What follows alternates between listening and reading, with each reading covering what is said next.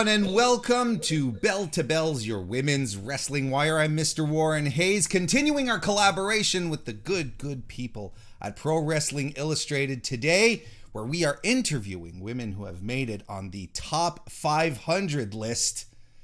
And today I am absolutely thrilled to be joined by one of the legends out there.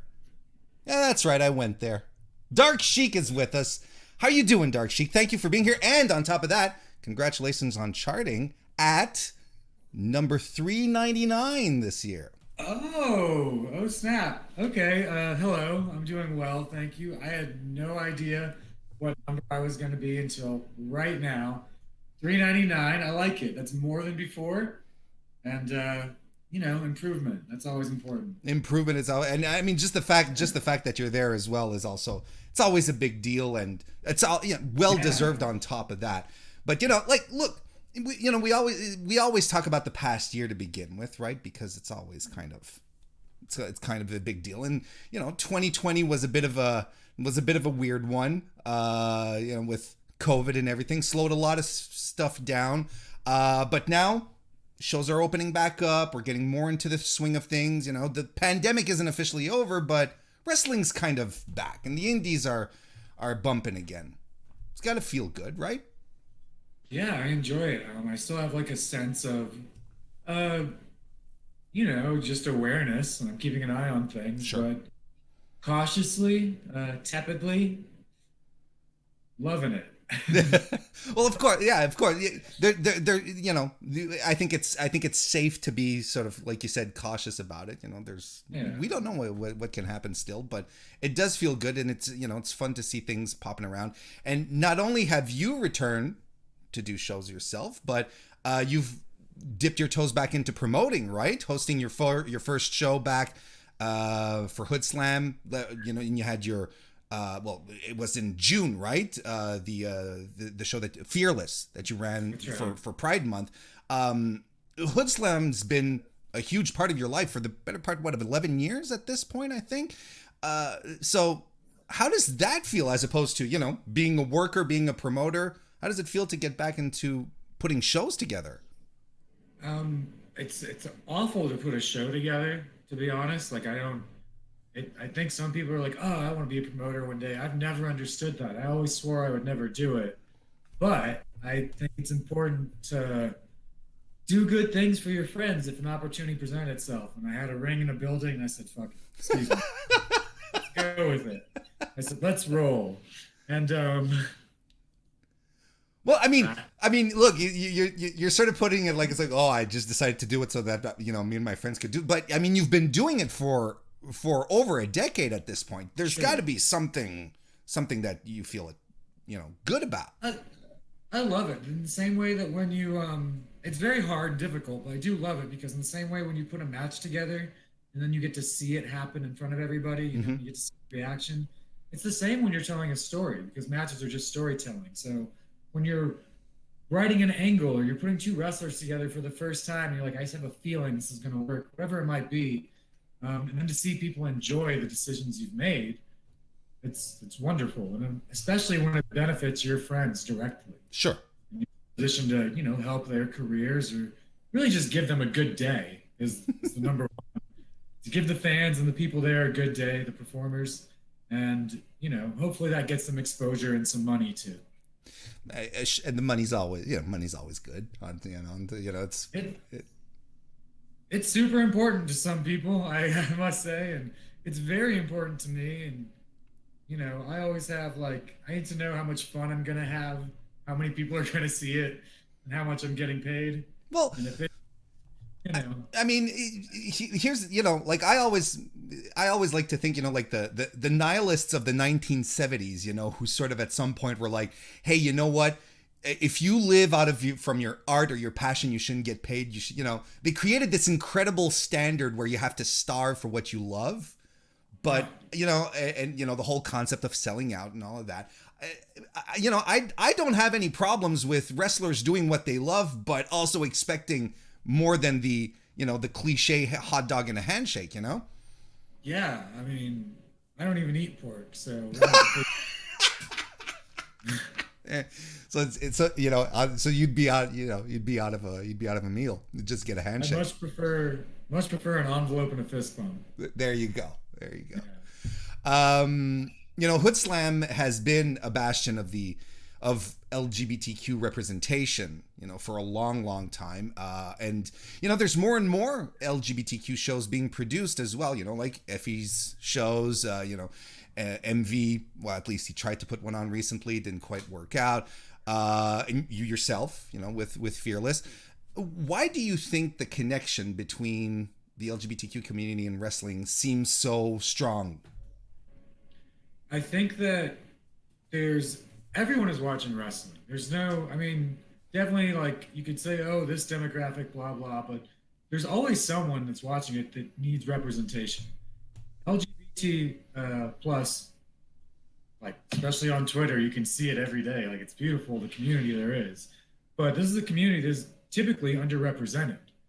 And in independent wrestling, you have way more out wrestlers than you have like gay actors in Hollywood, or like really in most professions, maybe Sure. music and like fashion. I don't know, but to see people in a place that's like empowering and is also just like I'm not just wrestling gay wrestlers. I'm wrestling every wrestler. Integration too. You're seeing yourself represented and accepted in front of crowds, and that means a lot to someone who feels maybe not okay in crowds, maybe as a target or a potential victim. So when you can see someone chin up walking to the ring in the middle of hundreds of people, and it's okay, it's better than okay, it's magical, it's inspiring. So this lack of representation in general, mixed with how well we are being represented in independent wrestling now, mostly because we're the ones in charge of these events now, and we're not at the whims of someone else's interpretation of who we are. Sure. That's why people, I think, are so vocal and so happy about it. Like it's hard to put into words because I get messages all the time of people telling me like that I'm inspiring, or you see that Effie is like an inspiration, and all these other people, Billy Dixon, Ashton, Jamie Senegal, like Allie, like all of us. I'm sure I get these messages all the time, but like you never really get used to it. And I never know how to say thank you properly, but it's making a difference for people. And I don't know where else you really can find it outside of independent wrestling right now.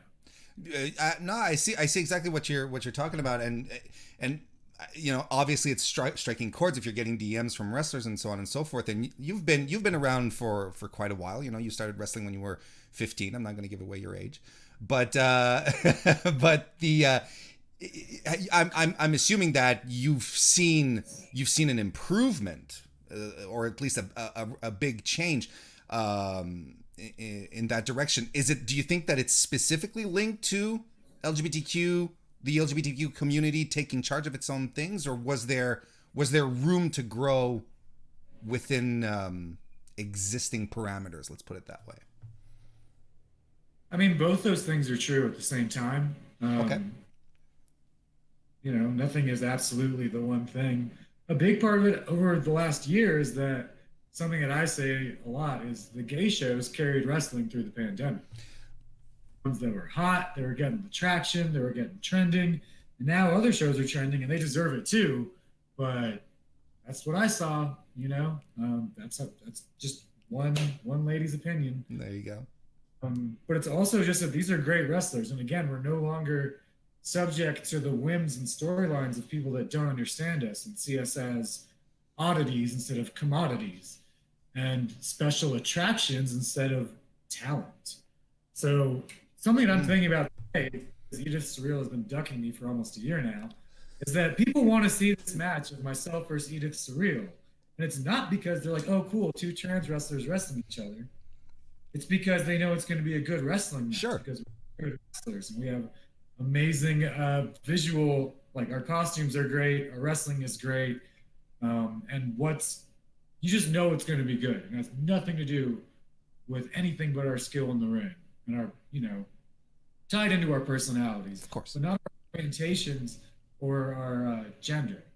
So I think that's a big part of why you're seeing things differently. It's not, oh, it's gold dust and they're playing mind games. Like that was cool, but like this is different. You want to see these wrestlers wrestle. You want to see Effie versus Envy or Billy versus Ashton, um, Dylan versus anyone. Like you know what I mean? Like Dylan McQueen. Excuse me. Sure. Full name. No, that's fine. Yeah, you want to see these matches because you know these people can go. Devon Right. Monroe, like I could spend 40 minutes naming people, and there is like a top 100 LGBTQ wrestlers. Like we're not, you know, Billy and Chuck and like Canyon in the closet. And that we're a lot more than that now. Like God bless Canyon, like not to associate him with that necessarily, but I mean, that's all it was before, right? Yeah. Like, and now you can turn on IWTV, even like Sunny Kiss on AEW. You can turn on national television, and you can see representation. So Nyla, like it's things are better.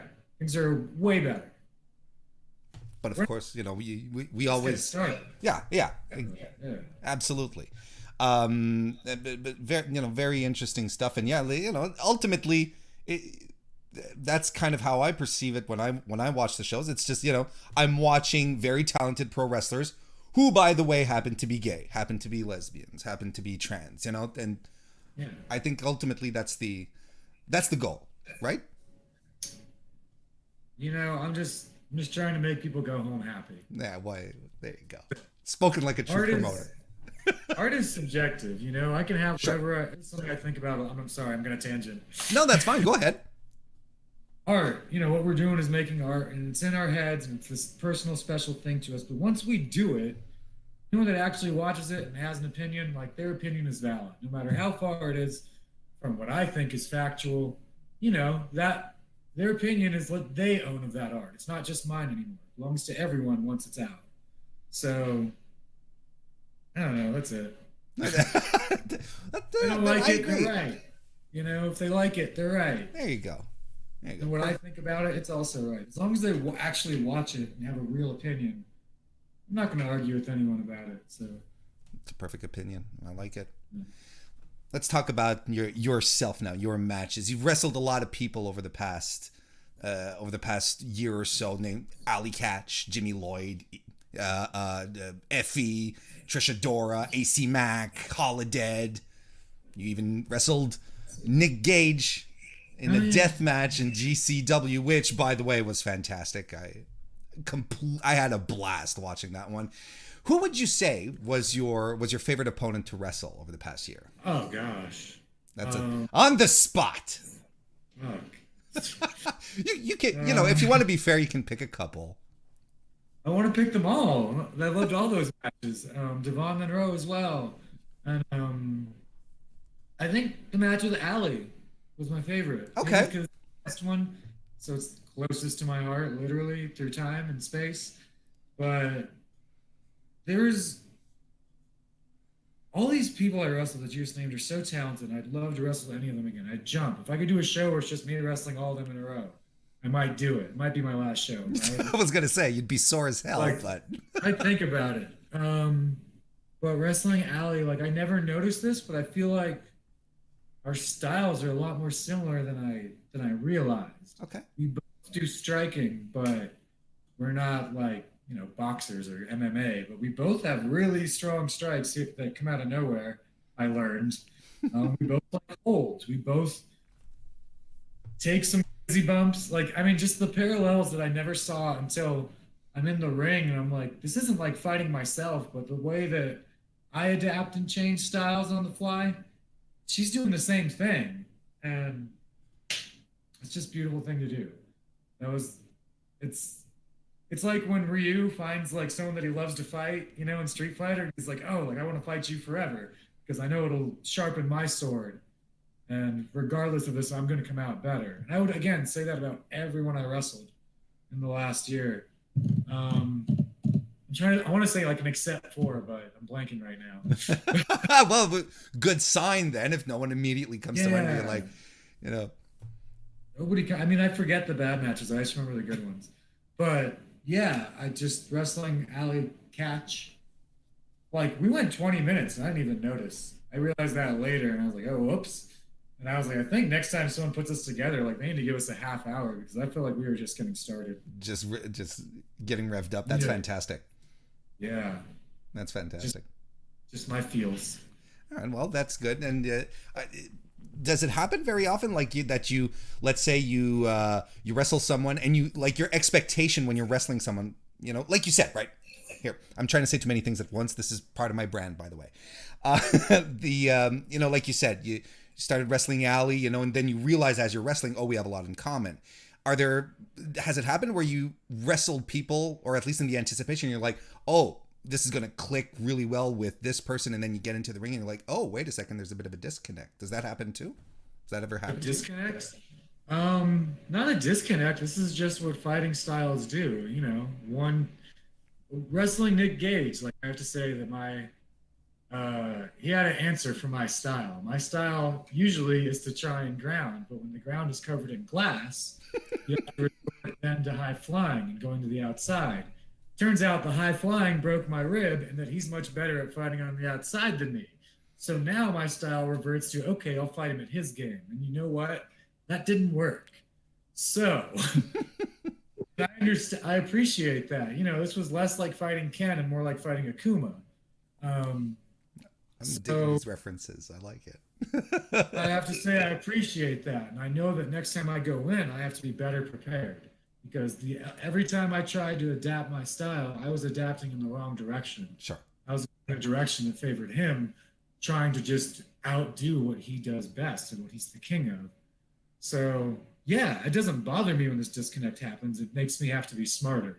Sadly, I did not have enough time to be smarter in that one match, but time is accumulative. And the next time we wrestle, I won't have forgotten everything I learned. There you go. I like the idea that next time we wrestle, I'd be very much looking forward to that. And talking about the death match, again, this was the first time that you wrestled Nick Gage, right? Was it the first time that that you took place that you took part of it in a death match proper? Yes, throughout my career, I've been in cage matches and ladder matches, and sometimes there'd be some glass, but I wouldn't touch it. Or there'd be some barbed wire, but gosh, it wasn't that mean to me back then. Um, yeah, this was new. This was different. I've bumped on a lot of silly things, but glass and the barbed wire, Something else. and Nick Gage, Yeah. all something very new to me. So and on top of that, I've been noticing a lot of discourse recently about women participating in death matches, right, as being distasteful. I've even Whoops. I've even I've Nobody even told seen, me, too. hey, I've even seen the discussions around the fact that women fans don't like death matches, don't like the blood, they don't want to see that kind of Yeah. stuff. Do you got any feelings on that? On women and death matches and blood being very taboo, I guess, to a certain degree? I think nothing is taboo, really. Some things are just tasteful, and some things people aren't ready for. But in art, typically it's just if it just means that later it'll be appreciated, then it was never wrong. It just was out of time. That's the thing. Kind of back to, I'm a woman who just did a death match, and nobody told me they were upset about it. But if people didn't like it, like that's okay. Like they're allowed to not like it. A lot of people did like it, and that's why there's different flavors of wrestling. I don't take any offense to it, and I don't think they're wrong. As long as they actually watched it and gave an honest opinion before they said they don't this and this about it. Mm-hmm. I just said, you know what, I didn't watch it because I don't think it's for me. Like, I can't. What's there to argue? Like, it's fair. That, what is it, like a fireman carry slam you took off the top rope through the table when you were fighting Nick? It was a fall-away slam. A fall away although slam, sorry. was Yeah. something very different on commentary. Yeah, yes, because Nick has another name for that. Yes. That Yes. was spectacular. I'm not gonna lie. That was something. Um, And Mick Foley once said, if it looked like it hurt, it hurt. And that mustn't have felt good. My head hit the chair on the way down. My back is covered in scars, as well as I think my arm specifically related to that one time. And honestly, hitting my head was probably the best thing I could have done because it numbed a lot of the pain, especially the broken rib. It really kind of like helped me get through the next part of the match. These things happen, you know, it's calculated. It's not really. I don't know what the heck is going on.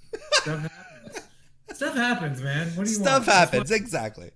if I knew how everything in my life was gonna go, what would be the point of living it? I'd already know. I'd already time wouldn't even take place. It would just be done. It'd be a story a movie I've already seen. I'd already know it. So like, this is just part of the big drama, you know. There you go. Well, look, that's the most philosophical answer I ever got to a deathmatch question. Fantastic.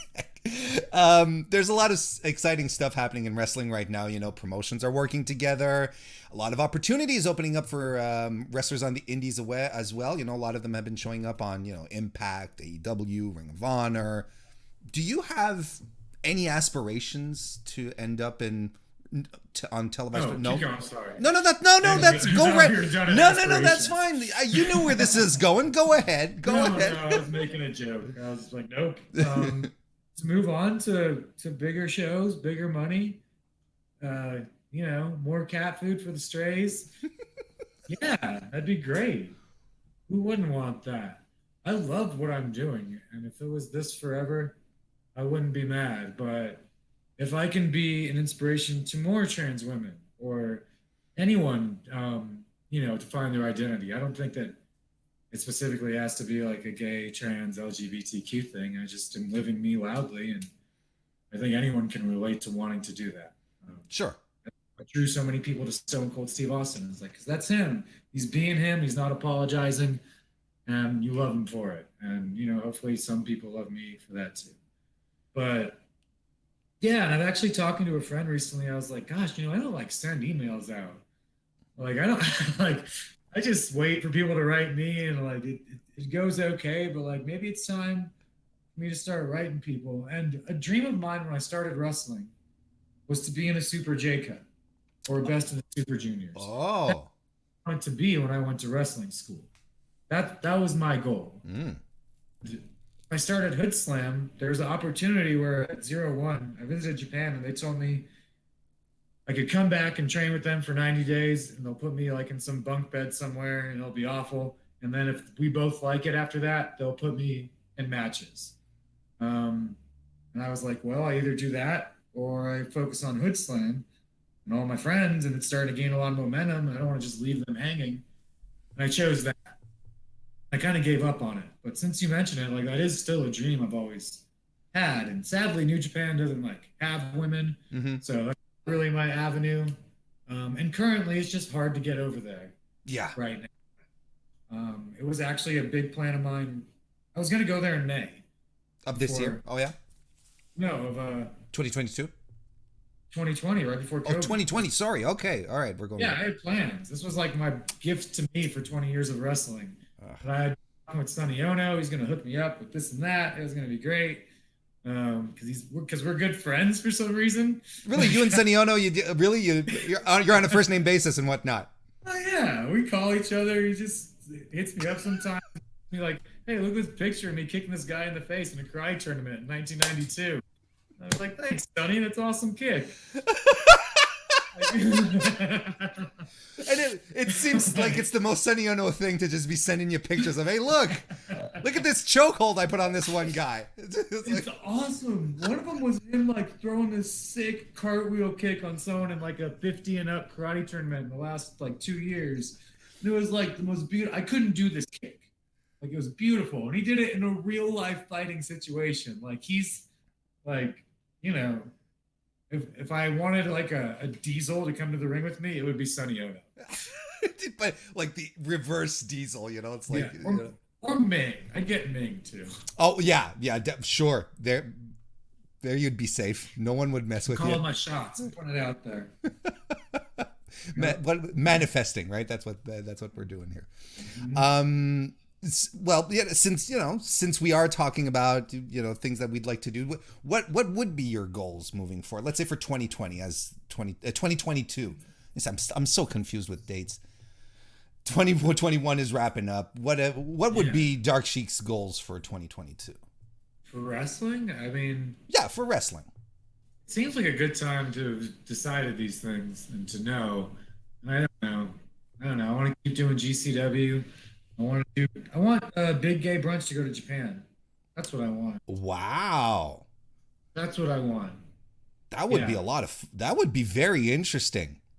And what work with a promotion over there, like maybe or Yeah, maybe someone Sonny Ono knows. I don't so, know. Maybe DDT. DDT. Michinoku Pro wants to play. I don't know. I used to love Michinoku Pro. I think probably DDT would be the one. Um, Make a lot of sense.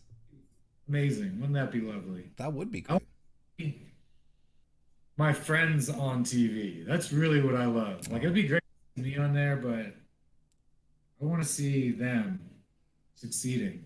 I want to see like Shotzi, Russell, Brock Lesnar at WrestleMania. That's what I want to see. Like, Now that you've mentioned it, I think this is all I want moving forward. Are you kidding me? right. That's, I see her as that good. Like, let her wrestle Roman Reigns. Let her wrestle whoever you got. So I think she's that good. I'd love to see things like that. These barriers being broken. And, bring me to like NXT too, so I can. No, never mind. No. Never mind. I'm not trying to get signed, all right? That's not. No, That's that's not the fine. goal. I get it, but look, whatever happens moving forward. Look, let's say that I'll give you the Forbidden Door question, okay? Forbidden Door, wide open. You can go wrestle whoever you want in 2022, wherever, right? No restrictions. Who would that be for Dark Sheik? Oh gosh, Shotzi and Mansoor come to mind. Like right. Really? And Mansoor, that's super interesting. There's one you don't hear very often in these. They both trained with the Stoner brothers and me a little at Stoner U in Oakland. Sure. I was there, at their first bumps. I've seen them this whole ride, and I've wrestled them, and I love wrestling them. I'd love to do it again. Fantastic. One of my favorite matches. Shoot, let me wrestle Goldberg at the Tokyo Dome. Yeah, look, we won't top that. Thank you. Dark Sheik, it was an absolute pleasure, a delight to talk with you today. Congratulations again for listing on at $3.99 on the 500. $3.99. Before we go, where can people follow you to make sure that we don't miss anything? Is there any place we can buy merch off of you? Let this self-promotion powers go. Sure. I'm at Dark Sheik FTF on all the social medias you need. Sheik is spelled Sheik. People always get that wrong. I'm not Shayak, I'm Sheik. Simple. Out there. Also, birdswillfall.com is the Hoodslam website. You may have heard I started a religion, and it's the Church of Wrestling. You can check that out at churchofwrestling.com. And like whatever Big Gay Brunch is doing, go support that, and I'll probably be there too. Even if I'm not, just go support it. Wrestling Pro Wrestling, GCW. That's enough. I'll stop there. It's a nice hand you let us out. Yeah. You let out here. Dark Sheik, again, thank you so much, and hopefully we'll get a chance to talk again soon. That'd be great. I'd love it. Thank you for your time, and thank you everyone for your time as well, joining us here on youtube.com/bell2bells. Subscribe, like, all that stuff. You know what to do. I'm Mr. Warren Hayes, and we'll see you next time.